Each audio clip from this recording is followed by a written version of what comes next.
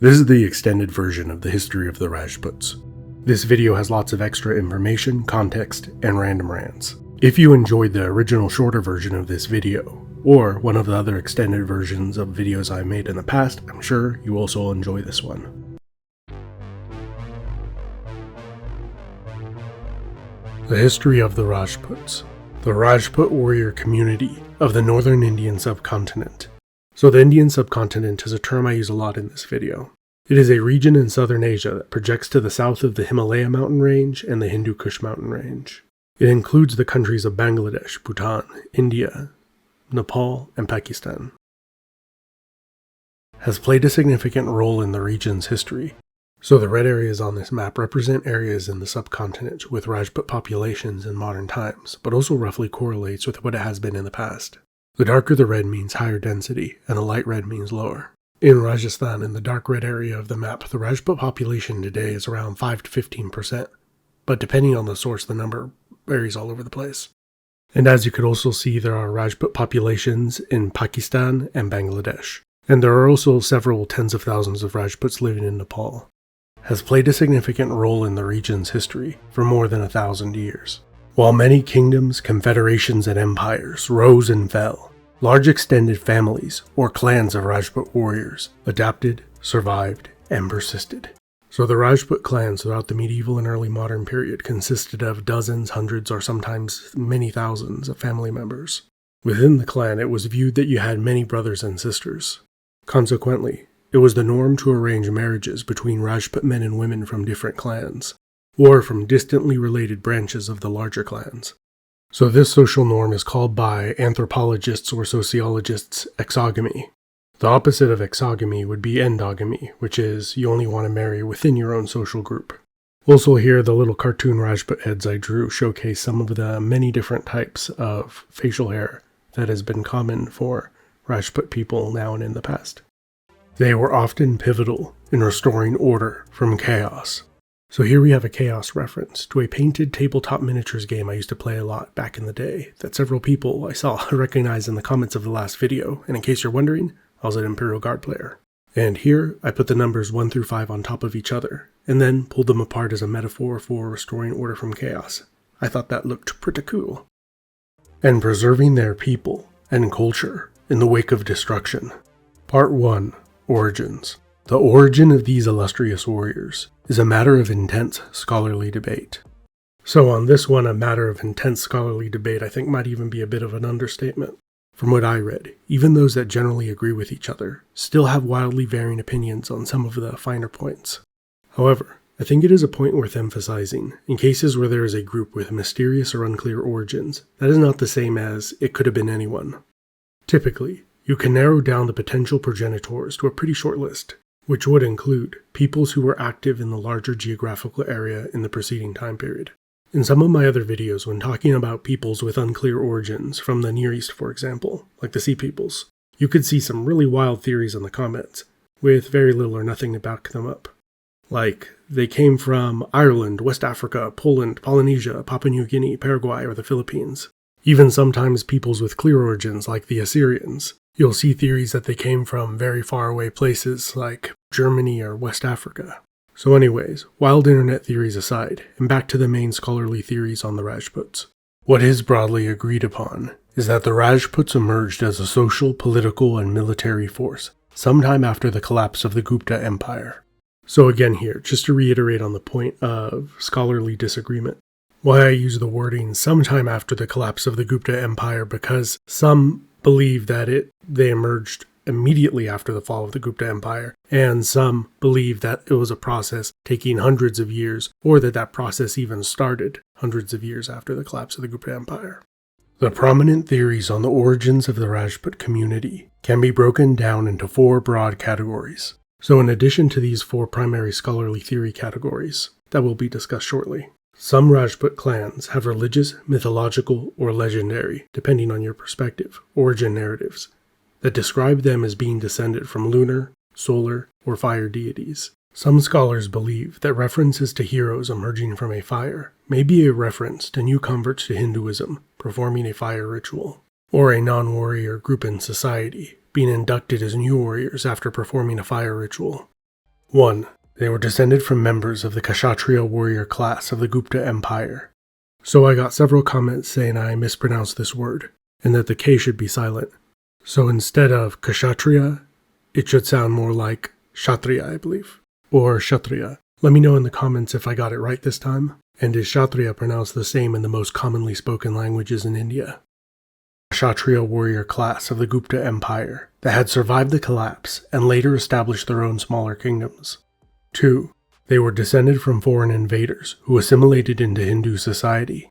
3. They were descended from members of higher or lower castes that in turbulent times armed themselves.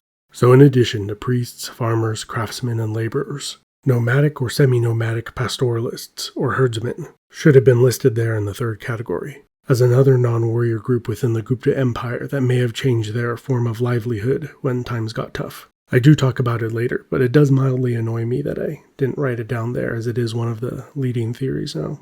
That in turbulent times armed themselves, dedicated their lives to excellence in warfare, and refused to be victims of the times. 4. Any combination of two or all of the above theories. So in cases like this, it's almost always some sort of combination, where geographic factors and historical trends lead to new people groups emerging. For example, one case where we do know the new people group's origins is the Normans. An oversimplified answer for their origin would be that they were Viking Norsemen, who settled in France, and with a little time, sunlight, and water, they became the Normans.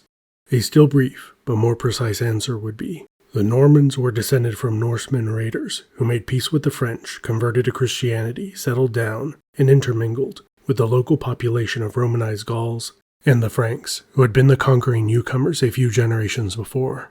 They formed a new amalgamated people and culture that had a significant Norse warlike aspect to it.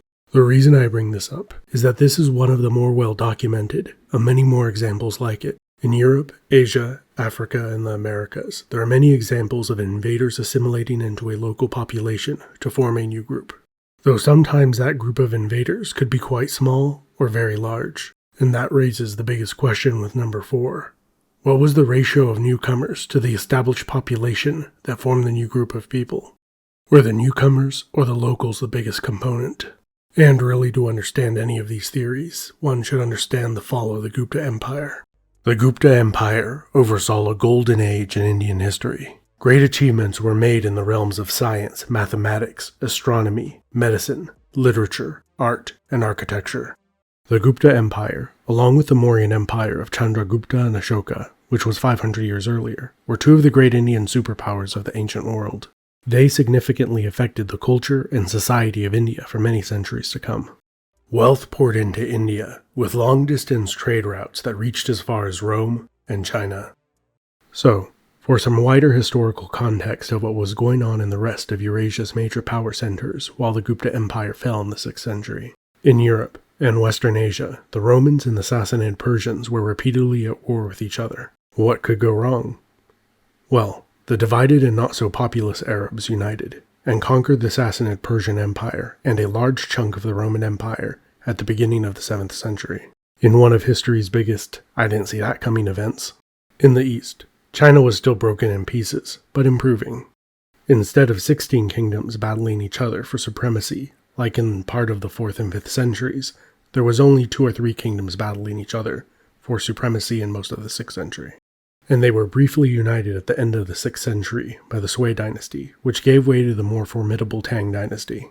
So to minorly nitpick myself here on the coins, the Trajan coin is probably a bit too old to have been still in circulation in the 4th century AD.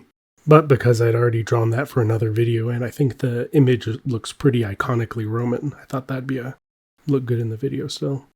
The Chinese coin is about 3rd century, so that's a lot more possible that it would have been circulating around in the Gupta Empire around that time. And many of the coins in circulation in the 4th through 6th centuries in China would have looked pretty similar to that.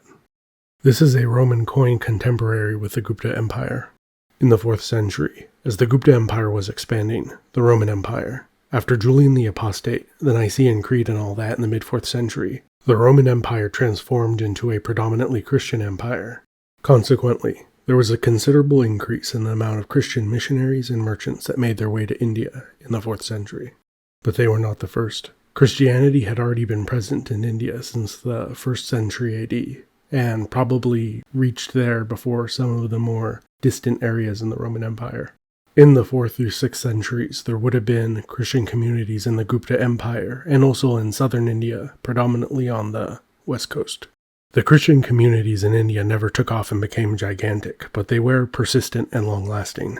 Christian travelers from the west that made the arduous journey to India usually would have found it surprising that they were not the first there.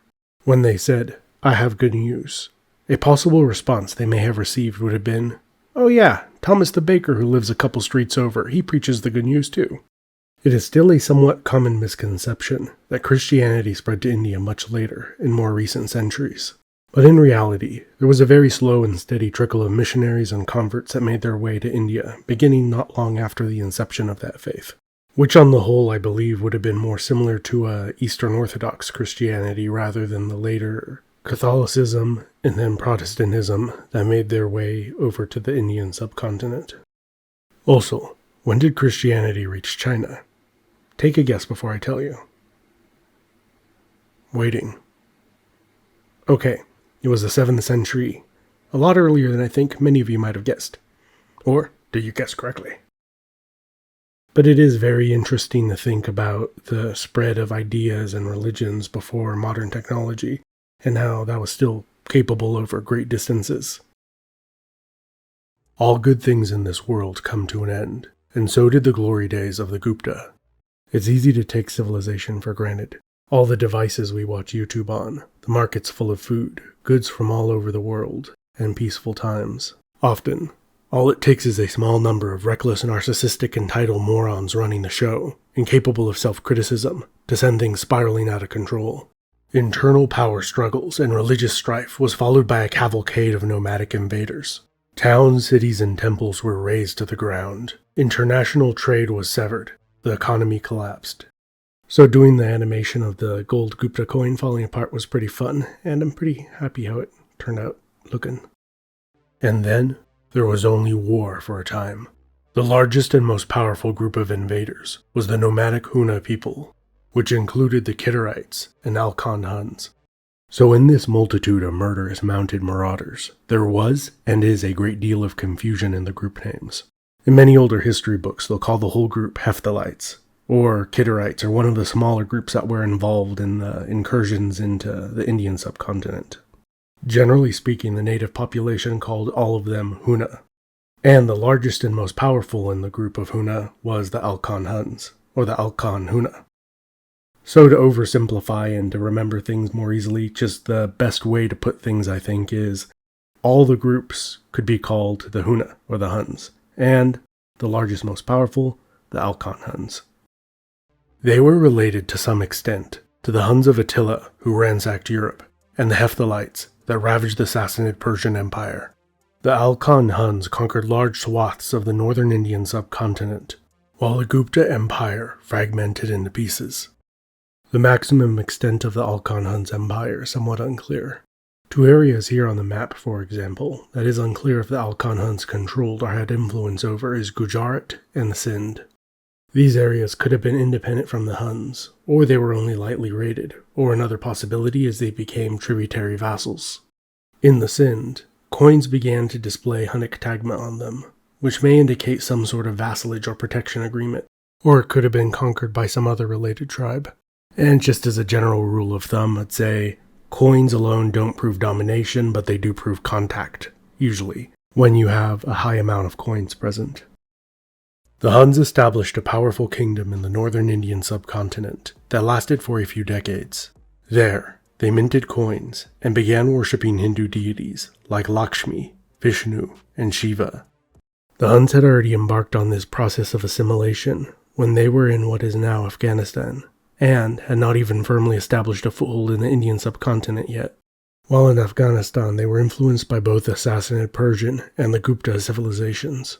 And this process intensified as they took more and more territory, and probably coincided with some local intermarriage, which probably facilitated religious conversion, trade with neighbors, and a political and economic incentive to mint coins. They also stopped destroying temples and started building them instead.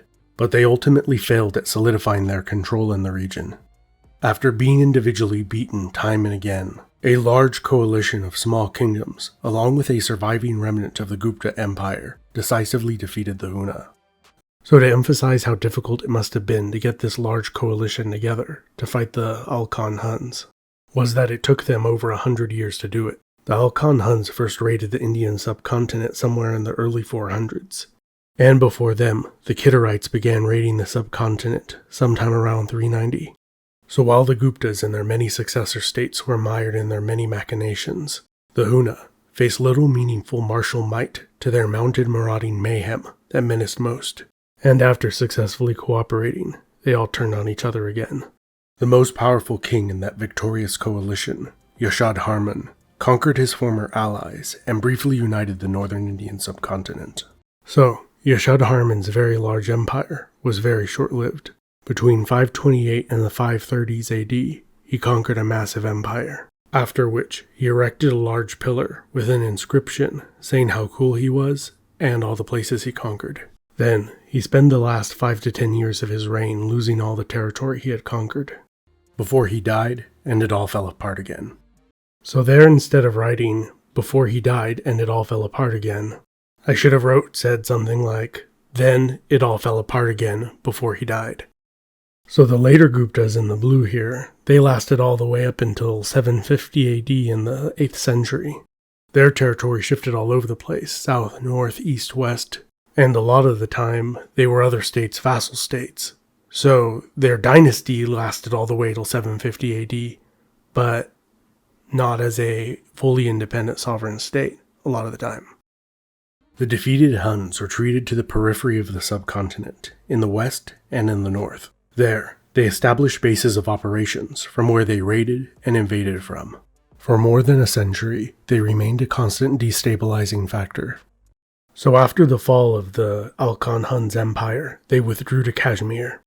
And later, they merged with the Nezak Huns, which controlled the Khyber Pass. The Nezak Huns were weakened from Arab expansion from the west, and were finally destroyed, replaced, or assimilated into newly arrived Turkic tribes from the north.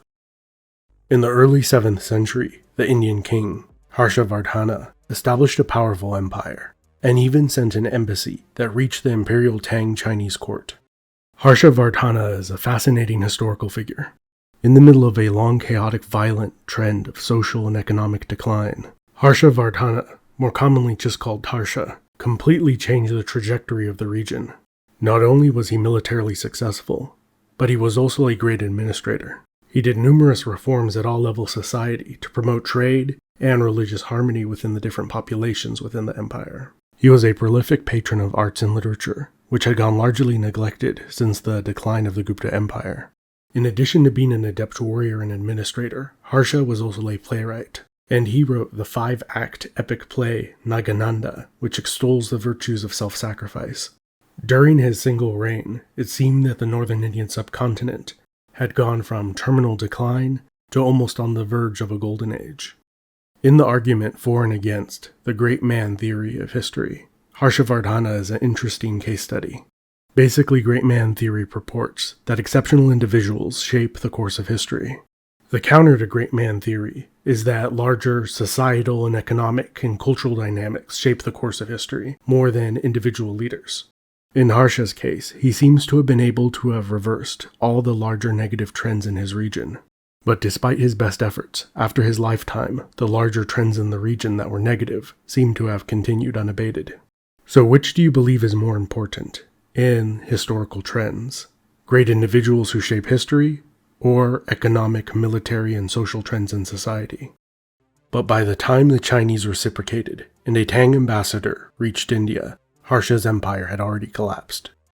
So before this ambassador was sent, there was a Chinese traveler who visited the court of Harsha and wrote a very, very favorable account that was later read in the Chinese court. And later, Harsha sent his ambassador, which the Chinese were also very impressed with. The Tang Chinese emperor sent the ambassador in 648, the year after Harsha's death. When the Chinese ambassador, Wang Xianse, arrived in the Indian subcontinent, the empire was in turmoil. Arabs were invading from the west, and there was dynastic struggle in the heartland, as Harsha had died heirless. Instead of receiving the grand, lavish welcome they were expecting, the Chinese ambassador and his entourage were attacked. Wang Xianse managed to escape to Tibet. There, he used his diplomatic skills to raise an army of 8,200 Nepalese and Tibetans. And then he turned south, this time with vengeance instead of diplomacy on his mind. He successfully raided the south and took more than 2,000 prisoners, including the pretender to Harsha's throne, who had ordered his men to attack the Chinese delegation. Upon returning to China, Wang Xianse was awarded the prestigious title of Grand Master, and he later wrote a geography book about his travels to India and his fascinating, unexpected adventure after the death of Harsha. The chaotic times continued for the remainder of the 7th century and into the 8th. It was this remarkably turbulent period in Indian history, beginning in the 6th century, that multiple extraordinary events occurred. One was the development of a game called Chaturanga, where miniature pieces representing infantry, cavalry, chariots, and elephants battled on a checkered board in a simulation of the never-ending wars of that time. An interesting note is that it seems that centuries before the development of Chaturanga, the board, with 8x8 squares, was used for a variety of other games in India, some of them involving dice. This game slowly migrated westwards, gaining in popularity, eventually evolving into the game of chess, which millions of people around the world play today. There is a later legend that an Indian king sent a chessboard in pieces as a gift to the Sassanid Persian Shah. If the Persian court scholars could figure out the rules of the game on their own, then the Indian king would pay the Persians tribute. A Persian court scholar correctly figured out all the rules for chess. The Indians were amazed, and the scholar was richly rewarded. While this story is likely fanciful and made up, there's probably some elements of truth to it. In the legend, the Persian Shah was Khosrow I, who reigned in the late 6th century, so the timing of the introduction of the game I think makes sense. And a board with ornately carved pieces would be a fitting kingly gift. And perhaps the part in the legend where scholars had to guess the rules of the game is because, in reality, as the game moved westwards, many people were guessing the rules, and the Persian version, Shatranj, evolved into a slightly different game over time. And it is the Persian version of chess that was adopted by the Arabs and brought to Europe during the Middle Ages. Another remarkable development that emerged from the fires of that age were the small armed familial groups that survived, grew, and thrived. In large-scale societal collapse apocalyptic scenarios, having a large, closely knit family is probably one of the best ways to survive. And because of India's lengthy Dark Age and succeeding turbulent times, surviving that lengthy trauma made the clan structure very tight-knit and long-lasting. That survived, grew, and thrived. By the establishment of the Gujara-Pratihara dynastic rule over much of the northern Indian subcontinent, the vast majority of the empire's vassal states were composed of large, powerful warrior clans that had grown from the small family groups that had overcome India's centuries of troubled times. Members of these emergent clans became known as the Rajputs. So for the etymology of the word Rajput, it comes from the word Rajaputra, which literally means the son of a king. During India's Dark Age, Rajaputra or Rajputra became not only referenced for the actual son of a king, but for ministers and nobles and sons of nobles. And then derivatives of the term began being used for horsemen and other elite warriors. And then for the hereditary landowning warrior clans of the northwestern Indian subcontinent, during the reign of the Pratiharas. Like the Rajputs, the Pratiharas' origins are also shrouded in mystery. And just like the Rajputs, there are a variety of loosely attenuated theories tying the Pratiharas to indigenous Kshatriya clans, previous non-warrior groups, or foreigners like the Alkan Huns. Additionally, there are theories that the Gujar Pratiharas are descended from the Persians, Scythians, or Kushans who were all in the region earlier, or a mixture of all of them. But the most common foreign origin theory is that they were related to the Huna. Both the Rajputs and the Pratiharas appear in the historical record not long after the Alkan Huns were expelled from the region. It is also very interesting to note that the Pratiharas' original base of operations was not far from where many of the Rajput clans originated from. Then, the Pratiharas moved eastwards, and that is where they had their rise to prominence in the Ganges River plain. Both the Rajputs and the Pratiharas appear in the historical record not long after the Alkan Huns were expelled from the region. Both had highly militant social structures, with a greater emphasis on cavalry than previous Indian warriors. Because both the Pratiharas and the Rajputs were highly militant warrior societies that fielded large numbers of cavalry and rose to prominence in a region close to where the Huna were active, some scholars have pointed to these factors as possible evidence to a connection with the Huns. Additionally, the Pratiharas were very decentralized in their government structure compared to the previous Gupta Empire and the short-lived empires of Yashodharman and Harsha. Their warrior aristocracy more closely resembled the Huns in style of rule. But all these factors are not definitive proof of a connection between these peoples, and could just mean that they adapted to the changing times and current threats they faced. A foreign origin could explain these capable warriors' sudden rise to prominence, be it the Alkan Huns, or an amalgamation of previous foreign warrior groups who had assimilated in the region, like the Greeks, Sakas, Kushans, and Sasanians. The Saka had established a foothold in the Indus Valley for more than 500 years. These Saka are commonly referred to as the Indo-Sakas or Indo-Scythians. They became longtime vassals of the Kushans, who were based out of modern-day Afghanistan. The Indo-Sakas were ultimately conquered by the Gupta Empire, after which they disappear from the region's history. But given their long time in the region, it is unlikely they vanished without a trace, and some of their people may have been absorbed into the larger population, or into some warrior clans.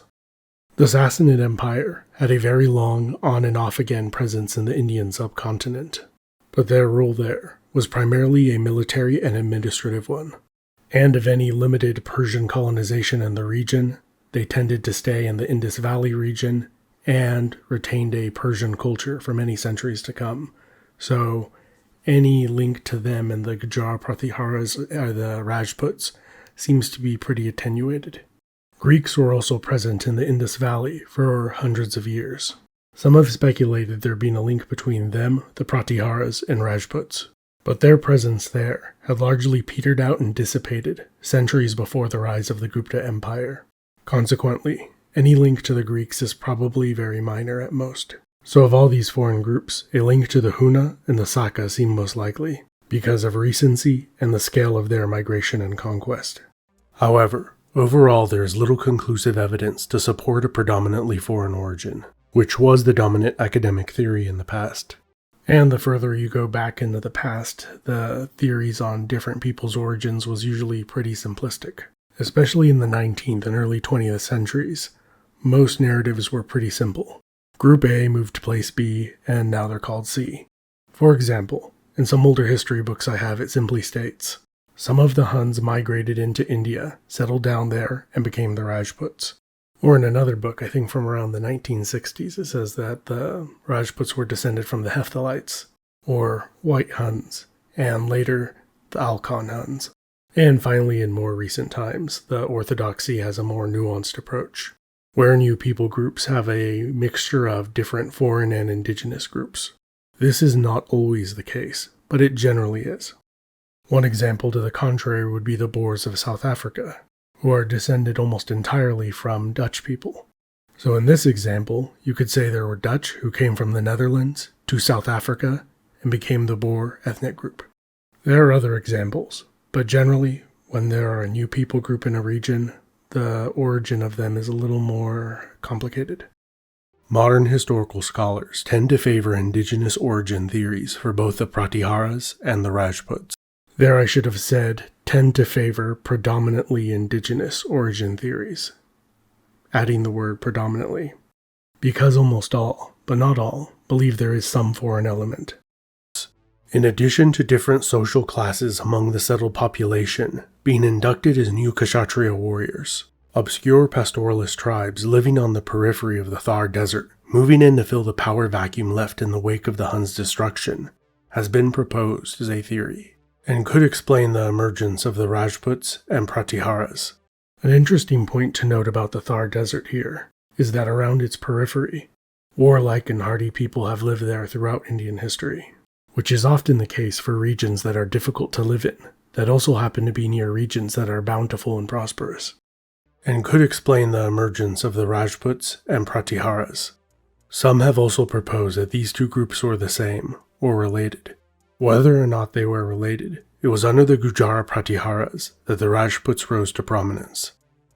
During the reign of the Pratiharas, and especially during their later decline, the Rajputs were well established over most of their empire, and as the power of the Pratihara court declined, the Rajput nobles became more powerful, and the Pratihara's already decentralized governance became increasingly regionalized.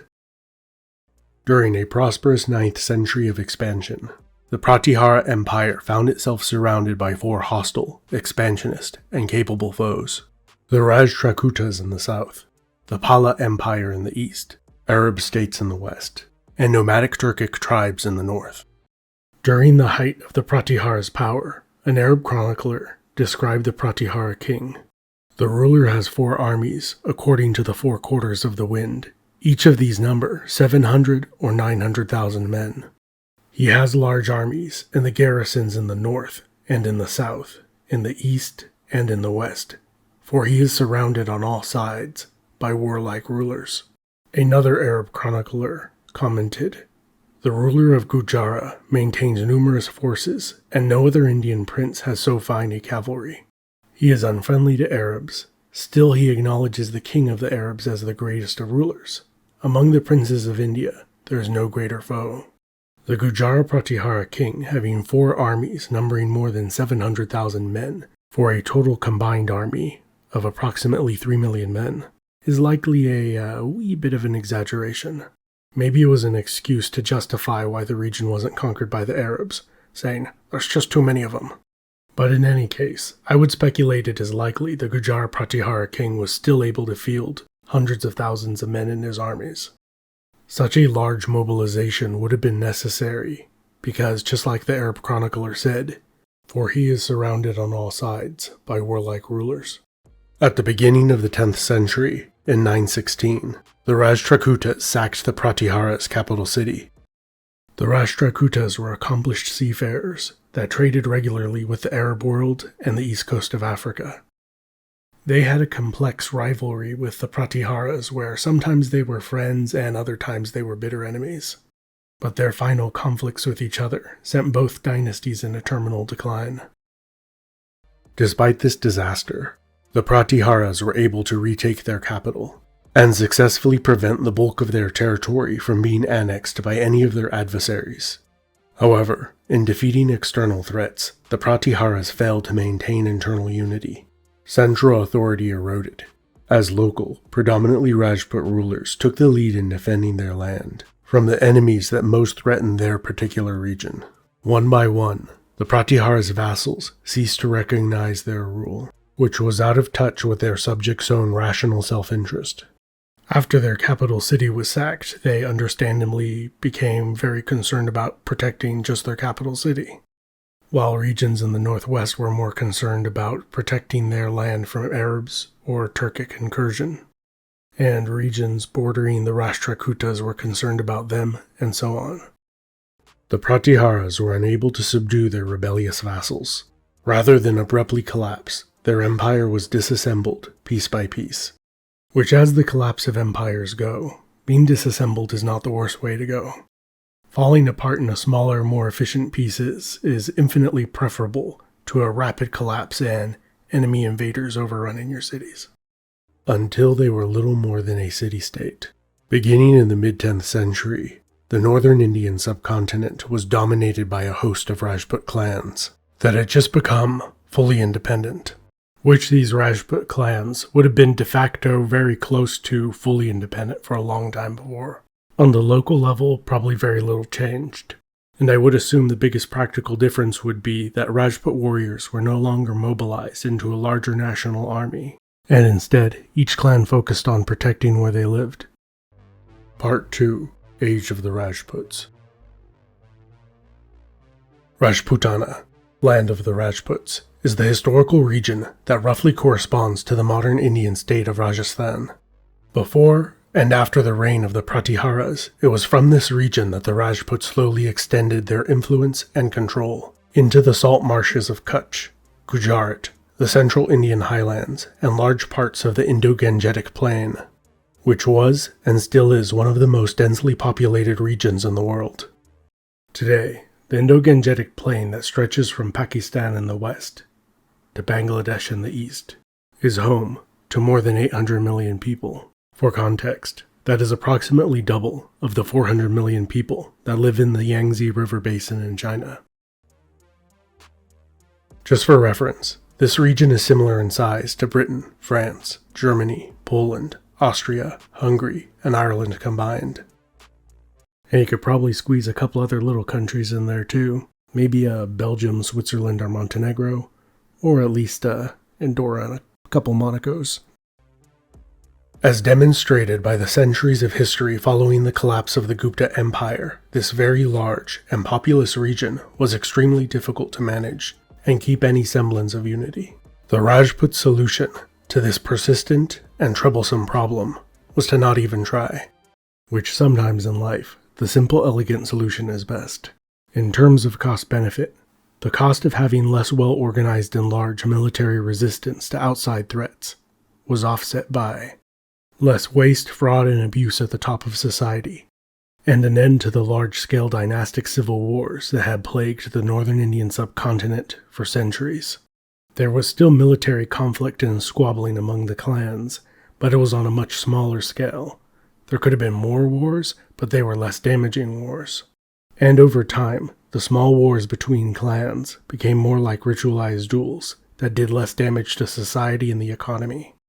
On the local level, Rajput rulers were generally hands-off and did not attempt to micromanage the economic or political life of its subjects from the top down, which I guess you could say the medieval Rajputs were medieval libertarians. They definitely didn't like anybody outside of their clan telling them what to do. Law was also on the local level, which was typically adjudicated based on the customs of individual communities.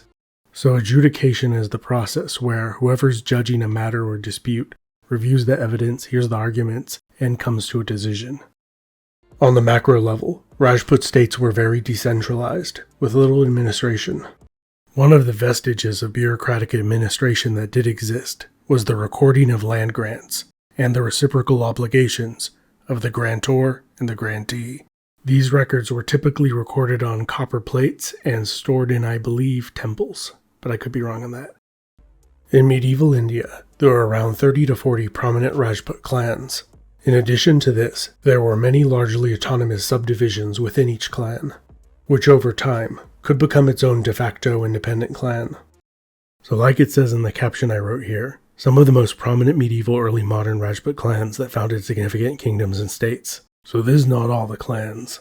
In medieval times, there was around 30-something top-level clans. But then, each of those clans could be split up into as many as dozens of sub-level clans. And each of those sub-level clans could have even numerous of their own sub-level clans, if it grew large enough. And the sub-level clans frequently became more powerful and numerous than some of the top-level clans. And all of these clans and sub-clans could have a kingdom, or multiple kingdoms within the clan. So you would have one branch of the clan have a kingdom in one area, and your cousin a few cities over has another kingdom. And there could be kingdoms within kingdoms, where one was a vassal to the liege, and then 10 years later, the vassal-liege relationship would switch. And then switch again. And because minor border disputes and changing alliances were a near constant, the size and shape of these kingdoms and states were almost always in flux.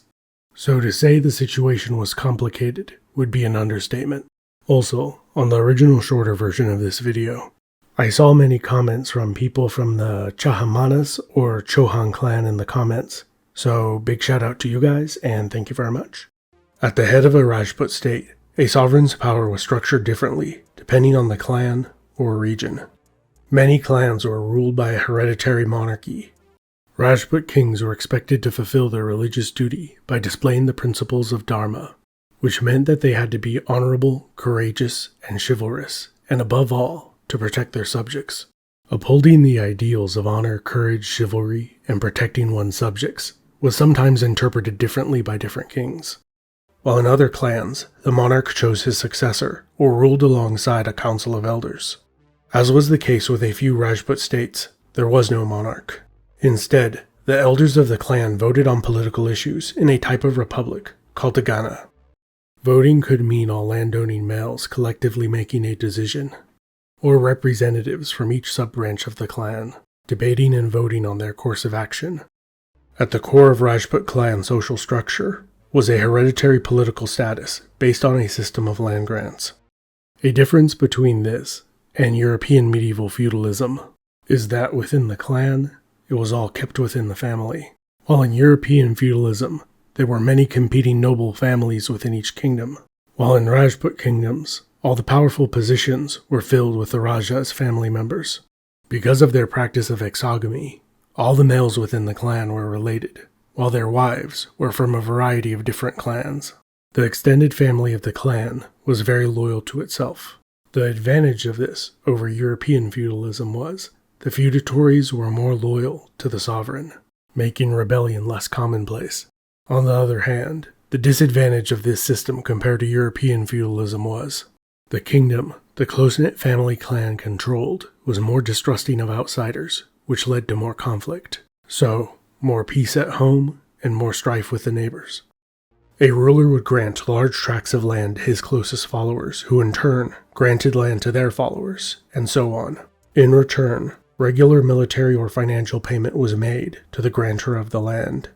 The land grants usually contained additional simple rules, outlining the obligations of all the parties involved: the grantor, the grantee, and all the people living on the land. The money raised in this system was usually spent on building temples, palaces, and forts. The massive amount of construction that the Rajputs embarked on is testament to the fact that despite all the war, chaos, and borders changing, the economy and society worked on another level, or on a certain level. Because this system was so simple and required so little administration, it freed up the Rajputs to focus on what they did best, which was to wage war. This system also freed up the majority of the population to do what they did best, which was to be productive. Farming, construction, business, and a variety of other trades thrived during the Rajput heyday. All this facilitated the population of the northern Indian subcontinent to steadily increase. As members of the Hindu Kshatriya warrior class, Rajputs trained in the use of all manner of weapons from a young age. It was also not uncommon for Rajput women to train in the martial arts and weaponry. In some rare instances, a few women joined in the fighting, usually in a crisis situation when all hope was lost. I would speculate most medieval Rajput women would be no match for an average seasoned warrior, but could probably hold their own and then some against a conscripted soldier or someone who didn't know what they were really doing and was poorly trained.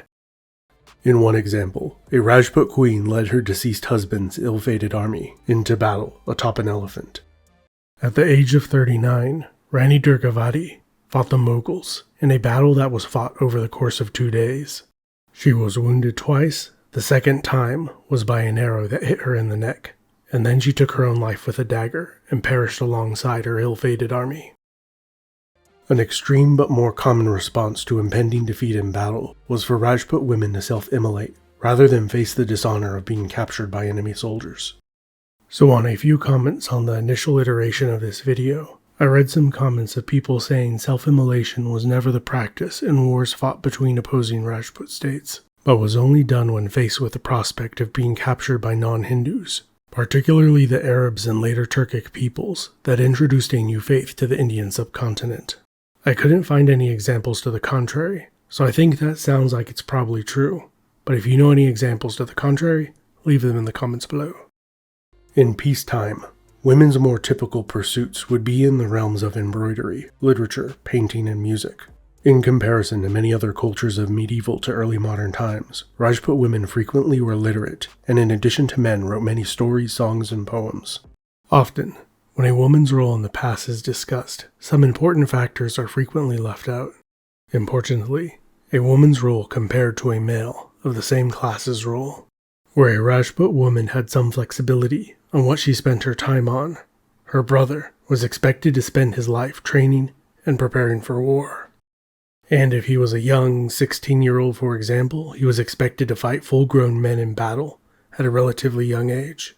And for the many that died young, there was no flexibility on that. Male Rajputs almost always held all the most powerful political positions in society, which is what people tend to focus on when examining the past. But in terms of influence, autonomy, prestige, and quality of life, a large portion of women were far better off than their male counterparts, especially those of lower social standing. And this has been true for most societies in history. These were usually romantic, adventurous tales, where the honor, courage, and bravery of their clansmen were celebrated. Over time, the Rajputs became increasingly obsessive about their honor. Duels to defend one's honor were extremely common. Often, duels were instigated in matters relating to marriage proposals between clans, or to resolve just about any other type of dispute. And warfare between Rajput clans became a highly ritualized affair. In one example, a Rajput Raja had food delivered to a fortress he was besieging, because he believed it would be dishonorable to starve them out, or to fight them when the defenders were not at full strength. The besieged defenders eventually lost. Many Rajput warriors would have been more afraid of living with a reputation for being dishonorable than dying in battle. In another example of perhaps taking the concept of honor to a self-destructive level, one Rajput Raja fought a gratuitous series of duels, where he slaughtered all of his own best warriors. This left his kingdom greatly weakened, which allowed a rival to easily annex his territory. Just like pride can blind a people, country, kingdom, clan, or family to outside threats and internal deficiencies, which definitely happens today with countries, in our own lives, we can be blinded by pride in our own self-perceived virtue, comparing ourselves to others. And that's where pride could evolve into jealousy and hatred, just like the Raja, who destroyed his own kingdom in order to prove he was the best warrior. In the centuries of Rajput prominence, wars were constantly being fought, and borders frequently shifted, disappeared, and were redrawn, which, accurately mapping that out year by year, is probably a near impossible task, primarily probably because there's not records of all of the territorial changes. In history, it is highly unusual for a seemingly fractured, disjointed society, frequently at war with itself and everyone else, to have a thriving economy. And the medieval Rajput economy was one of those rare instances. A contrasting example would be all the periods in Chinese history, like the Spring and Autumn period and the 16 Kingdoms and 3 Kingdoms period, where China was broken up into many states. This was always accompanied by economic decline and population decrease, and a lot closer to total war. I would say the Rajputs would be on the opposite end of the spectrum, with a more sanitized version of war during this period, somewhat similar to certain areas of Europe where there was a highly developed code of chivalry in the later medieval period. I'd say on average the Rajputs seem to be more obsessed with following their chivalric code to their own benefit and detriment. This was due in large part to the Rajputs' highly ritualized, honor-based system of warfare. Rajput armies dueled against each other, with the winner getting to collect the taxes of the region they were fighting over. Consequently, both sides typically try not to disrupt the economy of the territory they were fighting over, because collecting the revenue was the end goal. Often warlike societies, it's almost natural for them to plunder, because they control the force, and there's something they want, and they take it by force. While plunder could give you a short-term boost in wealth, controlling a thriving economy will always be more lucrative, because collecting the revenue was the end goal. In addition to the land tax, which was the basis of the Rajput economy, a tax on merchants bringing goods into or out of a Rajput clan's territory became another lucrative source of income. Often, warlike societies will overtax and extort merchants, or in worst cases, kill them and take their stuff. And in contrast, a simple and nominal entry and exit tax encouraged a higher volume of trade. Despite the frequent conflict, the Rajputs gained a reputation for guaranteeing the safety of merchants. Arab merchants from the Sindh and beyond frequented the ports of the Gujarat. In terms of religious strife, there's a semi-common misconception that, just like with the Crusaders and all that, between Christianity and Islam and the Hinduism, that there was this almost eternal strife between these opposing forces. But because everybody remembers the wars most, the periods of peace and cooperation are always forgotten. From there, They exported large quantities of spices, perfumes, diamonds, emeralds, sapphires, cotton and silk fabrics, and metals. The Rajputs were also expert horse breeders. They exported some of the small agile horses they had in abundance, while importing larger war horses. And the reason they just couldn't breed more of these larger war horses in their territory is the often humid climate is not ideal for breeding a large number of high-quality large horses. Because of their shared economic interests, the Rajputs and the Arab Emirates of the Sindh had increasingly amicable relations. Especially along the Indus River in the Punjab, there were cities where Muslims and Hindus had lived peacefully alongside each other for hundreds of years, but that was about to change. In the early 11th century, a new power arrived in the Indian subcontinent, the Ghaznavids. They were Turkic slave soldiers who had freed themselves and created their own empire. Enslaving someone and giving them weapons always seemed like a bad idea to me. And there were some pretty advanced brainwashing techniques on these slave soldiers, but at some point they figure out, hey, I'm the one with the weapon, and hey, I'm the one doing all the work. Why don't I run the show?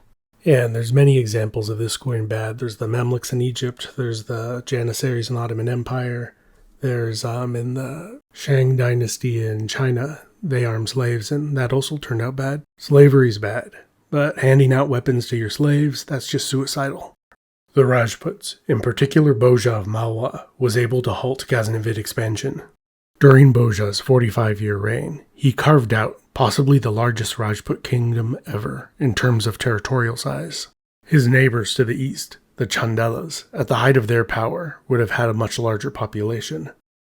The kingdom of Malwa, of the Paramara clan, was held together by Boja's force of will and military prowess.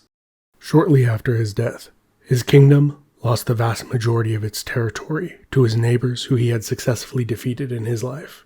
His successors and enemies alike were unable to fill the power vacuum. For the next century, the Ghaznavids were content to raid the south, while the Rajputs held off their expansion while fighting among themselves. In the late 12th century, the Ghurids, a Ghaznavid vassal, overthrew their rule, and then expanded into the Indian subcontinent.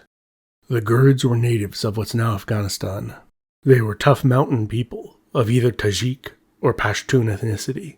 They had served in the armies of the Seljuk Turks and Ghaznavids for 150 years, before seeing their opportunity to seize power. Part 3: Age of Empires. Realizing the threat that the new more formidable Ghurid Empire presented, the Rajputs organized a confederation of mutual defense. The Rajput coalition was led by Prithvi Raj Chauhan. He was the most powerful Rajput ruler at the time, and was able to put aside his rivalries with his enemies, and unite against the Ghurids. In 1191, the Rajput coalition decisively defeated the Ghurids, wounding the Sultan, who barely escaped with his life. The escape of the wounded Muhammad of Ghor has been considered by many Indians to be one of the great lamentable tragedies in their history. The following year, Muhammad of Ghor returned with a massive army of 120,000 men. This included a large cavalry contingent of horse archers, whose hit-and-run, feigned retreat tactics the Rajputs were unfamiliar with. This time, the Rajputs were decisively defeated. After the battle, Prithvi Raj was captured and executed, and the Ghurids capitalized on the victory and rapidly expanded their territory to the east. This area, between the Ganges and Indus River systems, forms a natural choke point, which is why many decisive battles have been fought there throughout India's history for the control of the northern Indian subcontinent. Later, Mughals, Timurids, and Marathas would all fight decisive battles there as well, in the 3 battles of Panipat. Muhammad was assassinated a few years later, and his empire split after his death. He had many enemies, from Bengal to the shores of the Caspian Sea and the borders of Khorasan. Consequently, there have been many theories of who, if anyone, sent the assassins. One of his generals established a sultanate in the strategically located city of Delhi. Muhammad of Ghor's general who established the Delhi Sultanate was a Mamluk Turkic slave soldier. While the sultanate's initial capital was in Lahore, in the Punjab, it moved to Delhi in 1210. This strategic choke point is not only valuable for military purposes, but also for controlling trade between the Ganges and Indus River systems. The city of Delhi had been founded by the Tomar clan of Rajputs. They ruled a small kingdom from there for a century. They were conquered by the Chahamanas in the middle of the 12th century, who were then conquered by the Gurids 40 years later, and then the Delhi Sultanate. For the next 320 years, the Delhi Sultanate was engaged in a near continual struggle to fully subdue the Rajputs.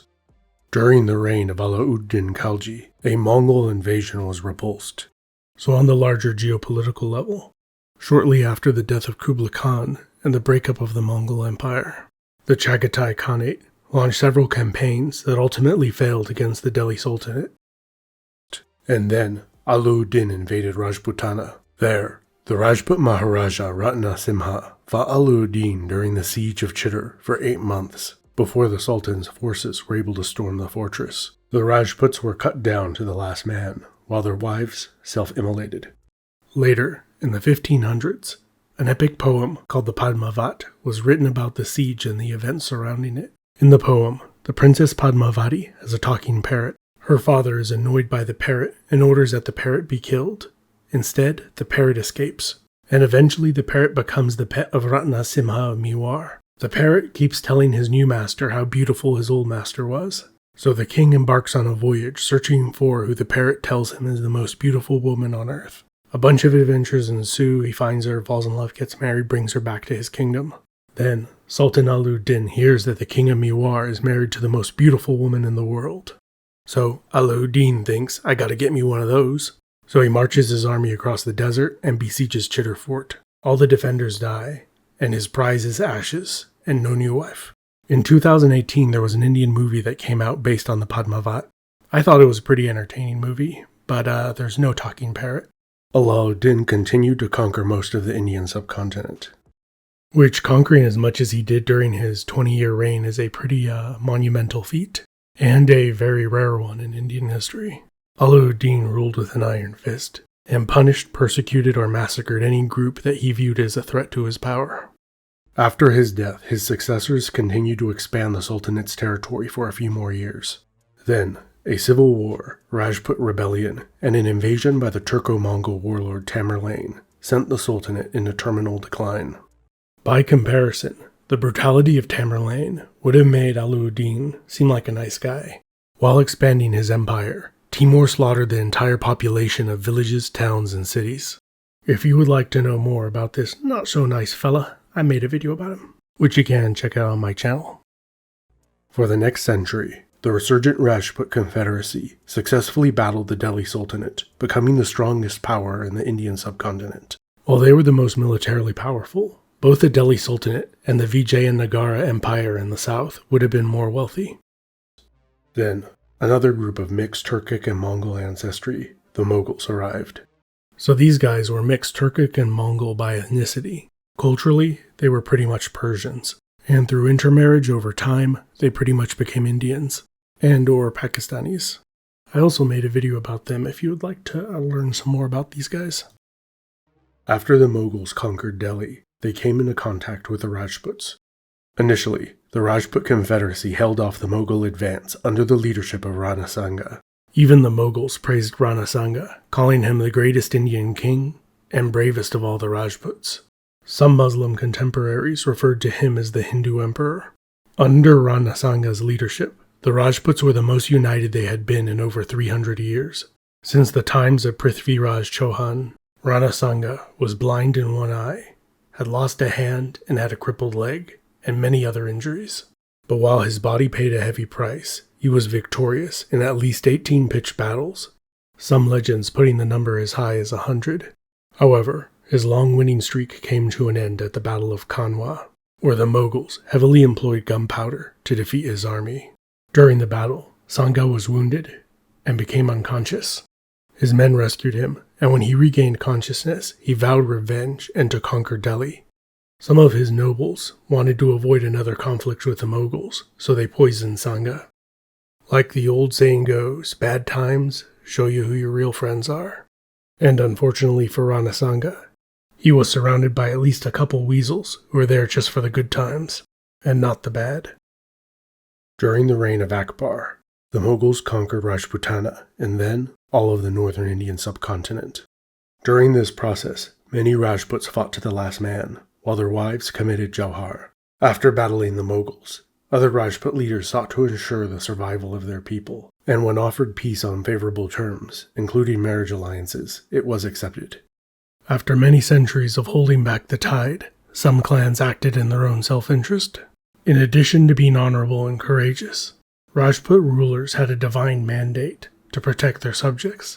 Some interpreted this as fighting to the last man and woman until all your people were dead, while others interpreted their mandate as fighting till the lives and autonomy of their kingdom could be assured, even if it meant becoming a Mughal vassal.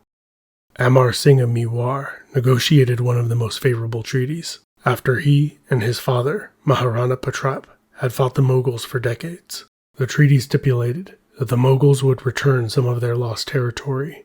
The ruler of Mewar never had to appear at the Mughal court, and there would be no marriages between the Mughals and the nobles of Mewar. In return, Mewar would maintain a contingent of 1,500 horsemen in the Mughal army, and the kingdom would acknowledge the Mughal emperor's suzerainty. As the Muslim Mughal Empire expanded, many of its top generals were Hindu Rajputs.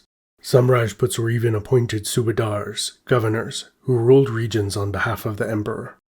Many of the Mughals' most effective warriors were Rajputs, but they were also more prone to rebellion.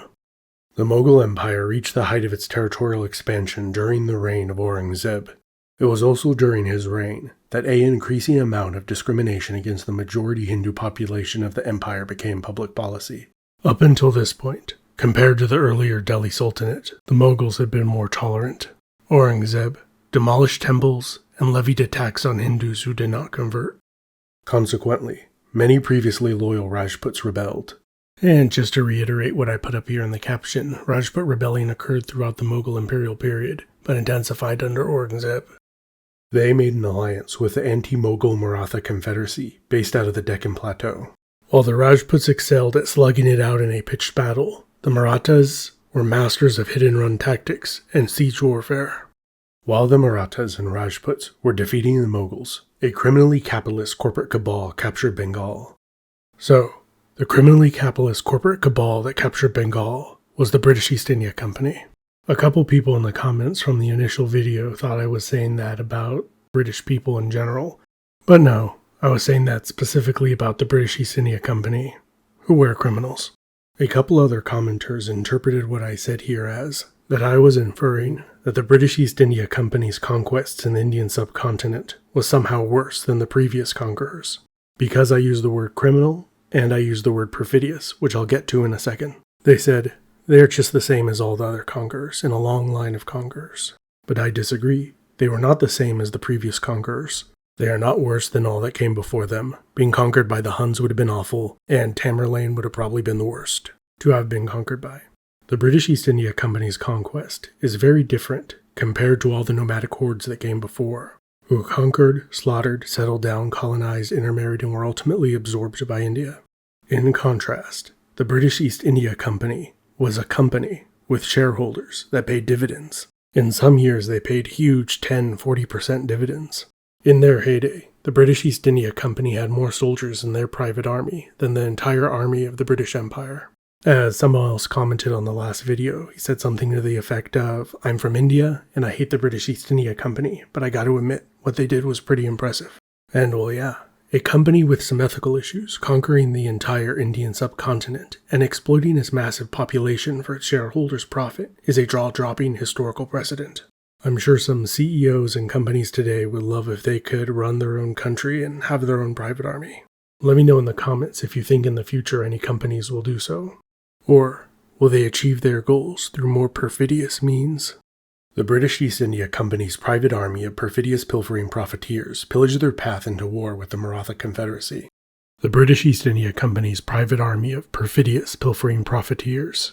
Perfidious means deceitful and untrustworthy.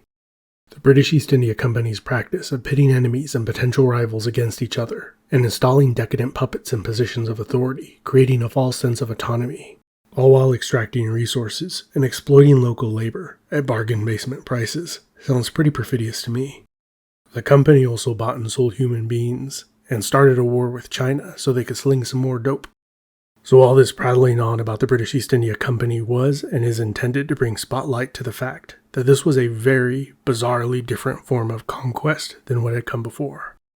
The British Empire's conquest and colonization in Australia and North America is much closer to the traditional conquest you see out there these days, or those days. But what about the Hudson's Bay Company?